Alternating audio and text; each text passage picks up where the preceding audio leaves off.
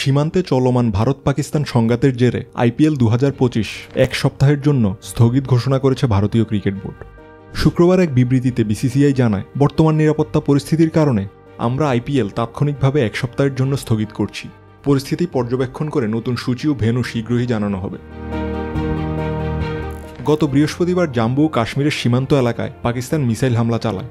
এর পরিপ্রেক্ষিতে ধর্মশালায় পাঞ্জাব কিংস ও দিল্লি ক্যাপিটালসের ম্যাচ চলাকালীন এয়ার রেইড সতর্কতা জারি করে স্টেডিয়ামের আলো নিভিয়ে দেওয়া হয় এবং ম্যাচটি স্থগিত করা হয়। খেলোয়াড়দের নিরাপত্তা নিশ্চিত করতে দলগুলো তাদের হোম ভেন্যুতে ফিরিয়ে নেওয়ার নির্দেশ দিয়েছে বিসিসিআই। এদিকে একই রকম কারণে পাকিস্তান ক্রিকেট বোর্ড পিএসএল-এর বাকি থাকা 8টি ম্যাচও স্থগিত ঘোষণা করেছে। যদিও এর আগে পিসিবির পক্ষ থেকে জানানো হয়েছিল পিএসএল-এর বাকি ম্যাচগুলো সংযুক্ত আরব আমিরাতে অনুষ্ঠিত হবে, তবে এরপর পিসিবি আবার জানায় ভারতের ড্রোন ও ক্ষেপণাস্ত্র হামলার কারণে নিয়ন্ত্রণ রেখার পরিস্থিতির মারাত্মক অবনতি ঘটেছে। এই অবস্থায় জাতীয় নিরাপত্তার স্বার্থে খেলা স্থগিত করার সিদ্ধান্ত নেওয়া হয়েছে। আইপিএলে ইতিমধ্যে 58টি ম্যাচ শেষ হলেও গ্রুপ পর্বের আরও 12টি ম্যাচ এবং প্লে অফ ও ফাইনাল বাকি ছিল।